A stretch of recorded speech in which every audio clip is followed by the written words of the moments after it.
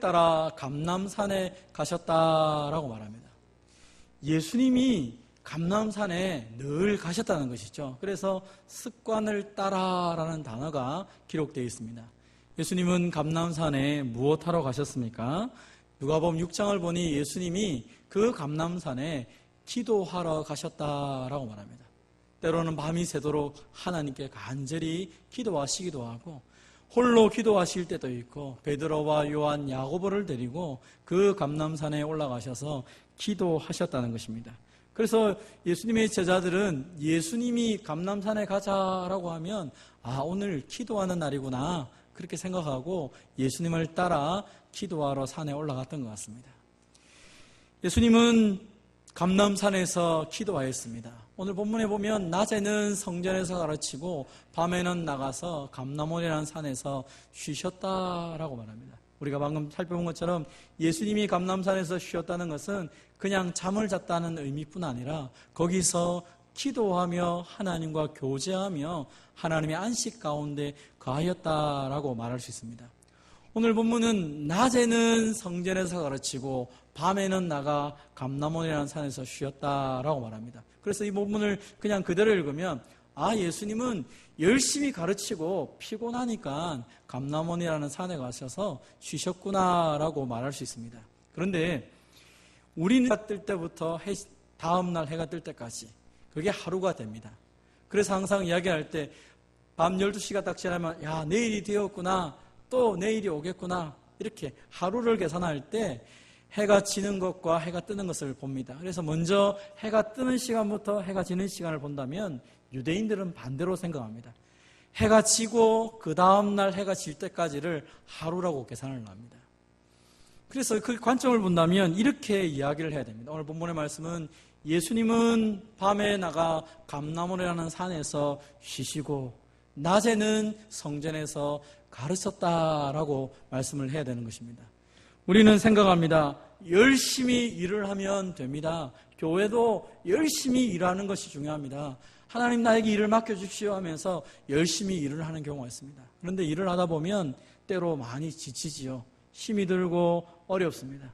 연초에는 열심히 하겠다는 분들이 연말이 되면 다 지치는 경우가 많습니다. 모든 분이 그렇진 않지만 우리는 어떤 일을 할 때 나의 의욕이나 내가 잘할 수 있는 내 힘에 대한 자신감이 있는 것 같습니다. 그러나 시간이 지나면서 피곤하고 지치기 때문에 이제는 그만해야지 하는 생각이 들 때가 있습니다. 그런데 예수님은 성경을 보면 지치지 않고 계속적으로 열정적으로 살아가고 있습니다. 하나님이 맡겨주신 그 일들을 함에 있어서 정말로 최선을 다하고 계시죠.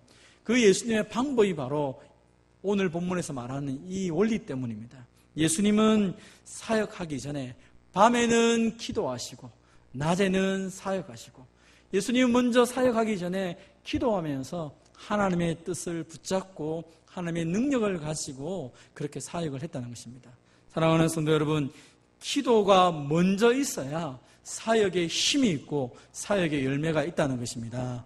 그러나 우리가 먼저 일하기 시작하면서 먼저 일하다가 하나님의 뜻을 나중에 찾으려다 보니까 잘못된 길로 가는 경우도 있고 때로는 지쳐서 힘든 경우가 많다는 것입니다. 오늘 본문에서 예수님은 먼저 기도하시면서 하나님의 뜻을 붙잡고 있습니다. 우리가 아는 것처럼 오늘 본문에 예수님이 기도하시는 이 장면은 예수님이 십자가 지시기 전에 겟세마네 동산에서 간절히 기도하는 모습입니다. 예수님이 힘을 다하여 기도하였던 것 같습니다. 그래서 오늘 본문에 보면 천사가 하늘로부터 예수께 나타나 힘을 더하더라라고 기록하고 있습니다. 예수님이 기도하고 있는데 천사가 나타나서 힘을 더했다라고 얘기하는 것이죠. 여러분, 이것은 성경에서 아주 독특한 표현입니다.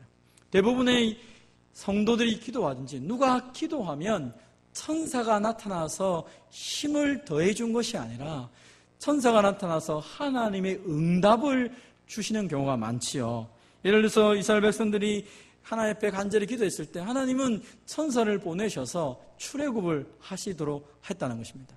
모세가 가데스에서 에돔 왕에게 편지를 써서 말할 때 우리가 하나님께 부르짖었더니 하나님이 우리의 기도를 들으시고 천사를 보내어서 우리를 이렇게 애굽 땅에서 인도하여 냈습니다라고 고백을 합니다.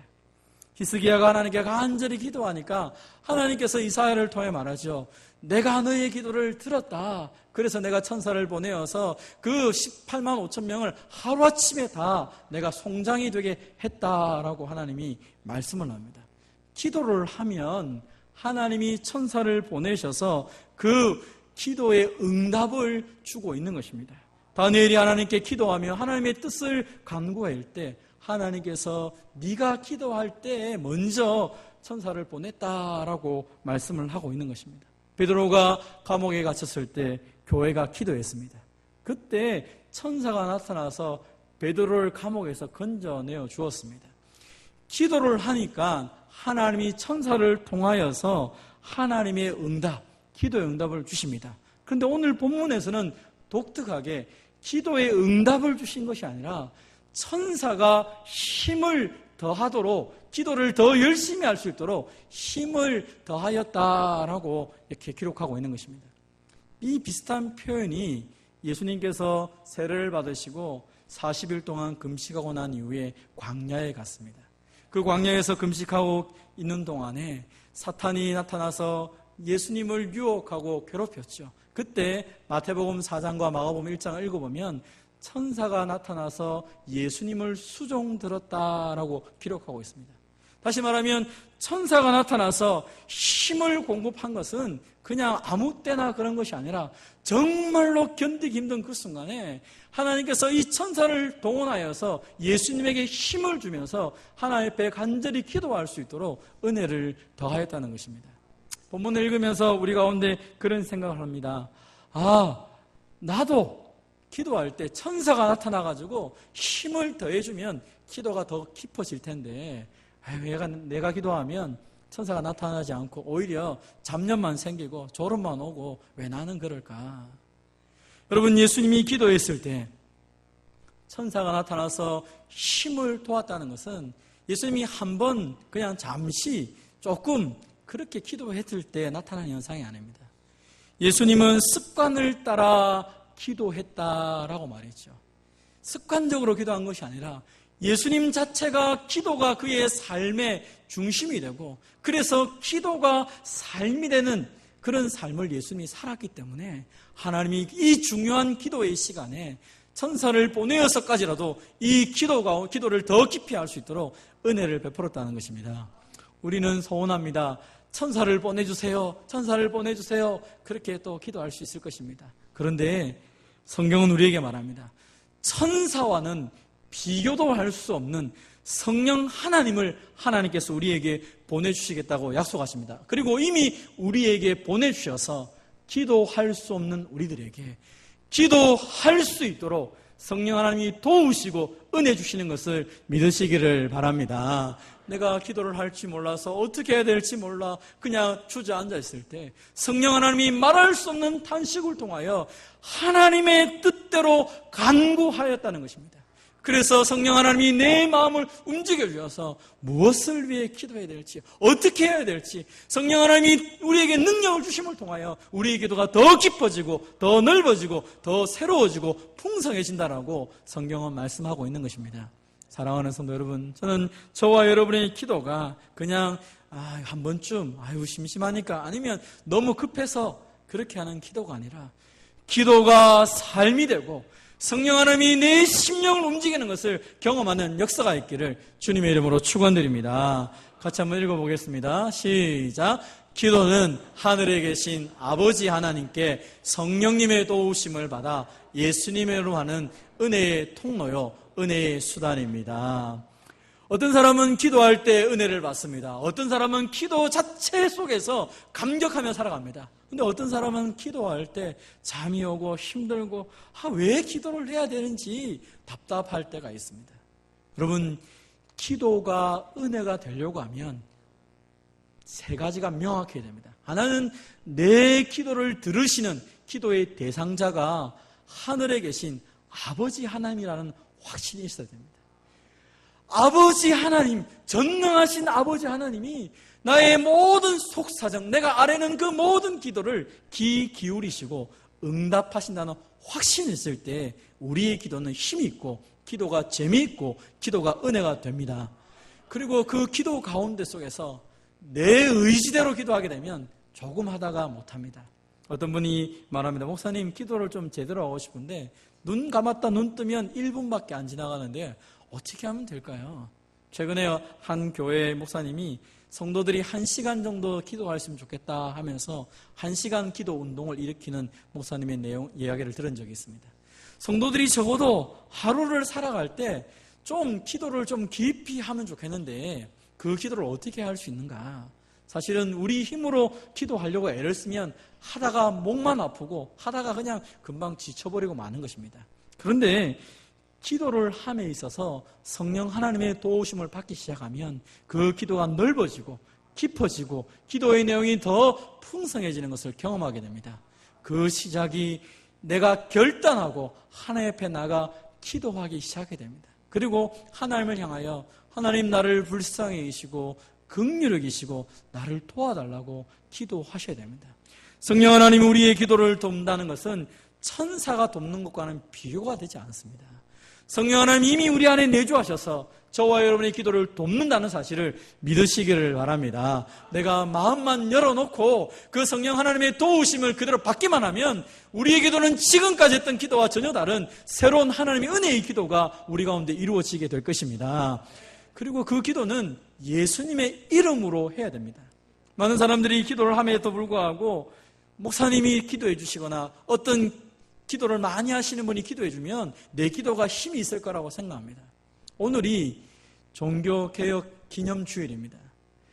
루터가 종교개혁을 할 때 1517년에 95개조 반박문을 할 때 그 가장 첫 번째 중에 하나가 뭐였냐면 그동안 중세시대 때 많은 교회 사람들이 기도는 사제들만 할 수 있다고 가르쳤습니다.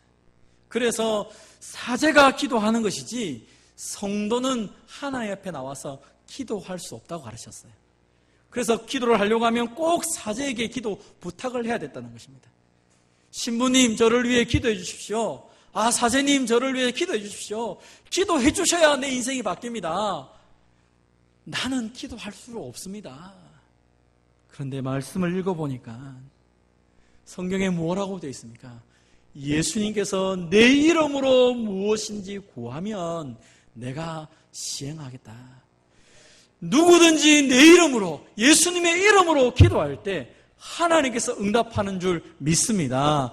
그러므로 예수님의 이름으로 내가 하나님께 나가는 것이지 다른 사람이 다른 이름으로 목사님의 이름으로 사제 이름으로 누구의 이름으로 하나님께 가는 것이 아니라는 것입니다. 그래서 기도는 하나님 앞에 내가 하는 것입니다. 예수님의 이름을 붙잡고 그렇게 기도할 때 하나님이 나의 하나님으로 말씀하시고 나의 하나님으로 역사하게 되는 것입니다. 사랑하는 성도 여러분, 그래서 지금까지 기도가 약간 서툴거나 기도하기에 좀 불편했다면 이제 오늘 말씀처럼 예수님처럼 나도 기도가 습관이 되고 기도가 삶이 될 수 있도록 하나님 나를 도와달라고 기도하시기 바랍니다. 하늘에 계신 우리 아버지 하나님께 기도하기 시작할 때 성령 하나님이 우리에게 기도를 가르쳐 주시고 그 예수님의 이름으로 기도할 때 하나님께서 응답하실 것을 믿으시기를 바랍니다. 예수님은 하나님의 뜻을 명확히 알았습니다. 그리고 하나님이 이 모든 것들을 자신을 통해 이루실 것도 믿었습니다. 심지어 천사가 나타나서 힘을 도왔습니다. 그런데 예수님은 어떻게 기도했습니까? 우리가 시험에 들지 않으려고 하면 이 예수님의 모습을 보아야 되는데 같이 한번 따라해 봅시다. 깨어 힘쓰고 애써 기도할 때 유혹과 시험, 슬픔을 이길 수 있습니다. 오늘 본문에 보면 예수님은 무릎을 꿇고 힘쓰고 애써 더욱 간절히 땀이 핏방울같이 기도하셨다라고 성경은 기록합니다. 여러분, 유대인들은 기도할 때 무릎을 꿇고 기도하는 것이 아니라 일어서서 손을 들고 기도합니다. 그래서 대부분의 사람들은 기도한다면 하늘을 향하여 손을 들고 서서 기도하는 것이 유대인들의 기도 방식입니다. 그런데 오늘 본문에 보니까 예수님은 손을 들고 일어서서 하늘을 향해 기도한 것이 아니라 무릎을 꿇고 기도하셨다라고 말합니다. 그럼 성경에서 무릎을 꿇고 간절히 기도했던 대표적인 예가 누굽니까? 엘리야가 3년 6개월 동안 비가 오지 않은 그 이스라엘 땅을 향하여 하나님 앞에 간절히 기도할 때, 머리가 무릎 사이에 들어가서 무릎을 꿇고 간절히 기도할 때 3년 6개월 동안 비가 오지 않았던 그 하늘이 이 엘리야의 기도를 듣고 하나님께서 비를 내리신 것을 보게 됩니다. 그때 엘리야가 기도할 때 무릎을 꿇고 라고 되어 있습니다. 예수님이 지금 기도할 때 그냥 기도한 것이 아니라 그 간절함을 담아서 무릎을 꿇고 하나님 앞에 간절히 기도합니다. 그런데 그것만 해도 대단한데 힘쓰고 애써 더욱 간절히라고 하는 이 부사를 가지고 계속적으로 기도한다는데 수식을 하고 있는 것입니다. 예수님이 무릎을 꿇고 기도하는데 그냥 기도하는 것이 아니라 힘을 쓰고 기도하고 애를 쓰고 기도하고 간절히 기도했다는 것입니다. 그것이 겉으로 어떻게 나타났습니까? 땀이 핏방울같이 되었다는 것입니다. 땀이 핏방울같이 되었다라는 이 표현은 마치 그 땀이 계속 흘러내리고 그것이 마치 응고가 되어 핏덩이처럼 떨어졌다는 것입니다.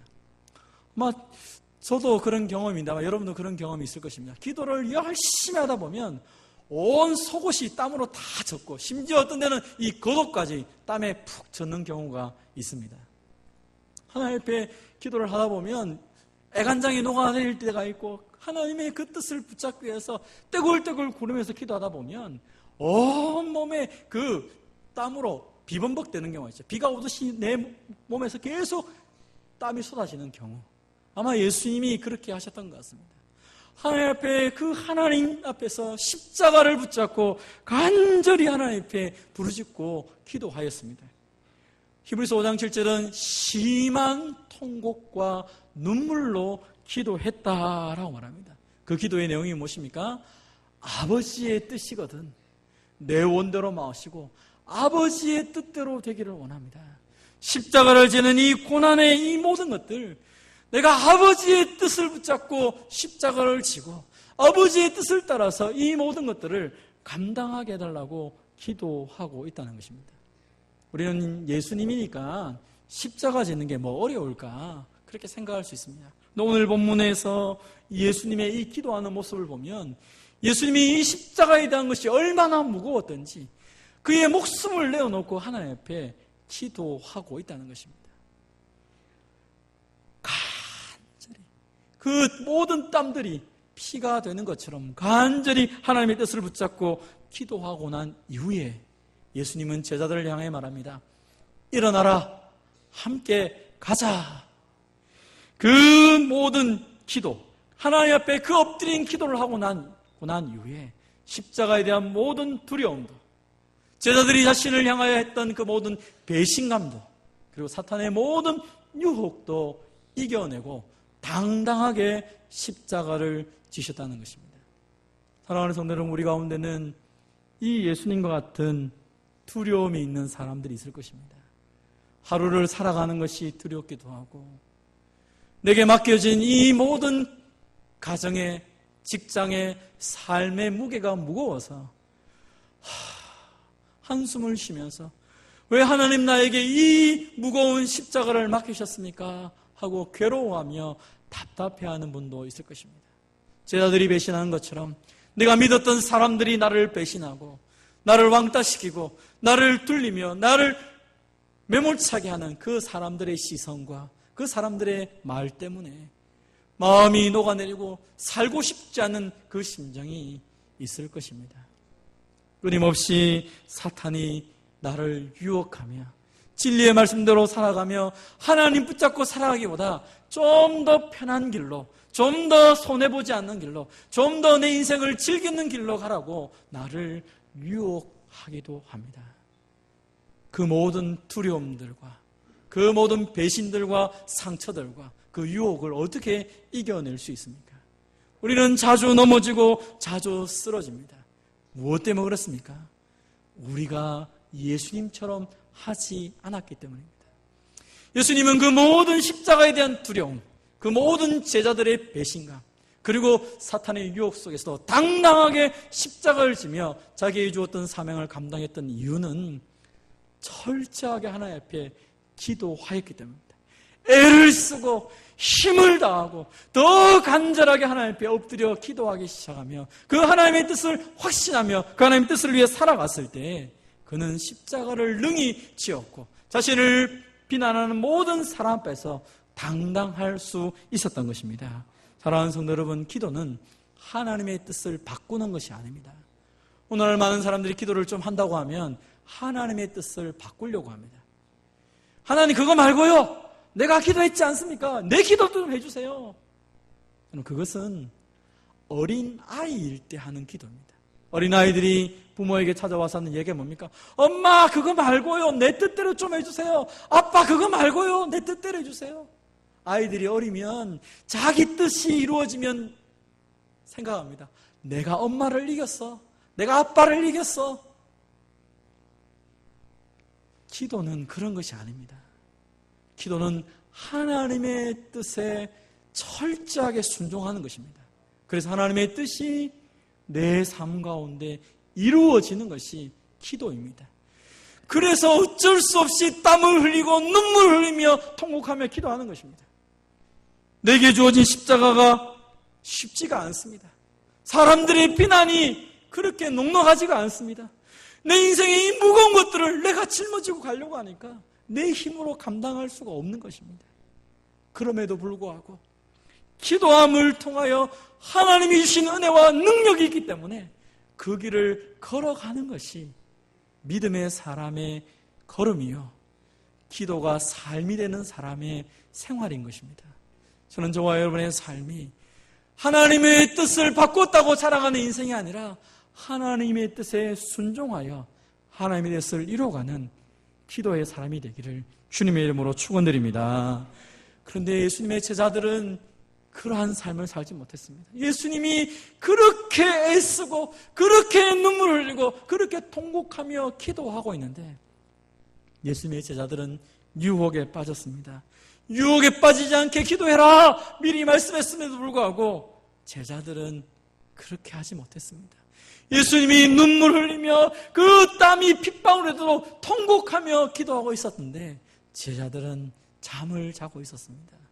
예수님이 3번이나 기도하고 난 이후에 제자들에게 찾아가 얘기합니다. 슬픔을 인하여 잠든 것을 보시고 어찌하여 자느냐, 시험에 들지 않게 일어나 기도하라. 예수님이 그 통곡의 기도를 하고 난 이후에도 찾아가서 제자들에게 이야기하고 또 기도하고 난 이후에도 제자들에게 이야기하고 제자들은 슬픔으로 인하여 잠을 잤다라고 말합니다. 예수님이 그 마지막 만찬 자리에서 너희 중에 한 사람이 나를 팔 것이다. 오늘 너희가 나를 다 버리고 도망할 것이다. 예수님의 말씀을 들었을 때 제자들은 근심에 빠졌습니다. 예루살렘에 오면 예수님이 왕이 될 줄 알았는데, 우리 인생이 바뀔 줄 알았는데 예수님이 잡혀간다니, 예수님이 죽는다니, 우리 중에 한 사람이 예수님을 팔고 배신한다니 어떻게 그런 일이 있었을까? 제자들은 염려하였습니다. 근심하였습니다. 슬펐습니다. 그런데 시간이 지나니까 아휴, 이건 내가 할 수 없는 거구나 하며 그냥 지쳐서 자기 시작하는 것입니다. 우리도 그렇지 않습니까? 어떤 문제를 만났을 때 이거 내가 해보려고 하니까 안 되는 것입니다. 너무 무거운 것입니다. 그럼 나중에 얘기합니다. 될 대로 되지 뭐. 하다 보면 되겠지 뭐. 가면 되겠지 뭐. 시간이 해결해 주겠지 뭐. 될 대로 되겠지 뭐.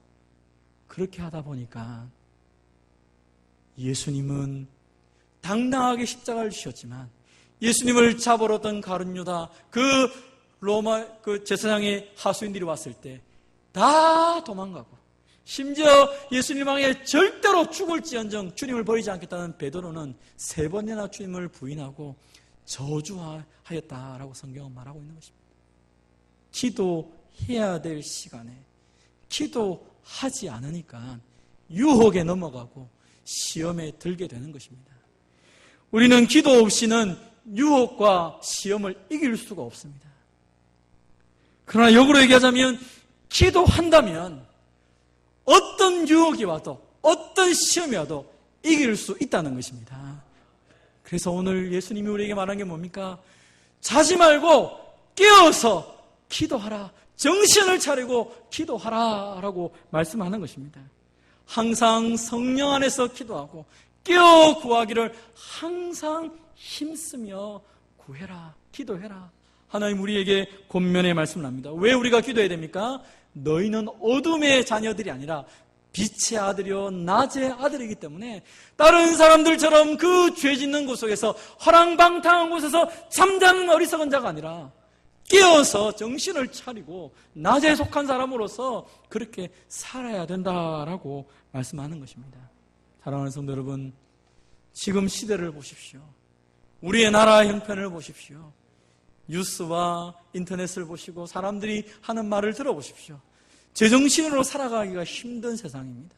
무엇이 진리인지, 누구의 말이 진짜인지 분별이 되지 않는 시대를 살아가고 있습니다. 전에는 저 사람 말이라면 다 따라가야 되는데 이제는 보니까 저 사람 말이 맞는지 이 사람 말이 맞는지, 도대체 나라를 위해서 기도한다는 게 무엇인지, 내가 하나님 앞에서 살아가야 되는 것이 무엇인지 이제는 제대로 바라보기가 너무 어렵다는 것입니다. 그래서 다시 우리에게 하나님이 원하시는 게 뭡니까? 다시 말씀으로 돌아가서 다시 예수님처럼 기도함을 통하여 하나님의 뜻을 붙잡고 살아가야 된다라고 말하는 것입니다. 가장 어두울 때, 그때 하나님 앞에 부르짖는 사람들을 통하여 하나님의 역사는 새롭게 시작이 되었습니다. 하나님 앞에 기도하자라고 말씀을 드리고 10월달 한 달 동안 예수님의 기도에 대해서 계속적으로 우리가 살펴보고 있습니다. 예수님이 이렇게 기도하였고 예수님은 이런 기도를 통하여 이런 응답을 받으며 예수님은 이렇게 기도하면서 자신의 사명을 감당했다라고 말씀을 드리지만 한편으로 우리 자신을 돌아보면 머리로는 그 모든 것들을 이해하고 귀로 듣고 있지만 우리의 삶은 정작 기도하지 않더라는 것입니다. 기도하기보다 먼저 밖에 나가야 되고 기도하기보다는 먼저 게임이나 TV나 인터넷을 바라보고 있고, 그러면 정작 기도하는 시간에는 기도할 수 없다라고 말하는 것입니다. 나는 너무 바빠서 기도할 수 없습니다. 나는 너무 피곤해서 기도할 수 없습니다. 너무 슬퍼서 기도할 수 없습니다. 너무 내 인생에 일이 많아서 기도할 수 없습니다. 기도하지 않을 만한 이유를 찾는다면 계속 무한정에 기도하지 않아야 될 이유가 있을 것입니다. 그러나 반대로 기도해야 될 이유를 찾는다면 어떤 상황 속에서도 기도할 수 있는 것입니다. 예수님은 십자가를 바로 지신 전에도 기도하셨습니다. 왜냐하면 기도하지 않으면 당당하게 이 십자가를 질 수 없기 때문입니다. 종교개혁을 감당했던 루터는 그 도망다니는 신세, 그 많은 어려움 가운데 속에서도 하루에 3시간씩 기도하였다고 말하죠. 사람들이 묻습니다. 당신은 그래 바쁜데 어떻게 기도합니까? 기도하지 않고는 이 사역을 감당할 수가 없기 때문에 기도함을 통하여 하나님의 은혜를 받고 기도를 통하여 능력받아서 이 사역을 감당합니다. 그래서 기도할 수밖에 없습니다. 너무 바쁩니까? 기도하십시오. 내 인생에 염려가 많습니까? 기도하십시오. 지금 뭘 해야 될지 모릅니까? 기도하십시오. 하나님의 뜻을 알아야 우리의 인생이 변화가 되지 않습니까? 막막한 일을 만날 때마다 전능하신 하나님이 내 아버지라는 사실을 잊지 마시고 그 하나님 앞에 엎드려 기도하는 저와 여러분 되시기를 바랍니다. 저희는 11월 1일부터 9일까지 영적 각성을 위한 특별 새벽 기도를 가지려고 합니다. 이번에는 예레미야 애가서를 붙잡고 우리의 날들을 예적 같게 하옵소서라는 주제를 가지고 함께 기도하고자 합니다. 보통 새벽 기도는 월요일부터 토요일까지 혹은 주일까지 기도를 했는데 이번에는 11월 첫날부터 같이 좀 기도하기를 원합니다. 기도할 게 너무 많은데, 정말 기도할 게 너무 많은데 기도하려고 하니까 자신이 없는 것입니다.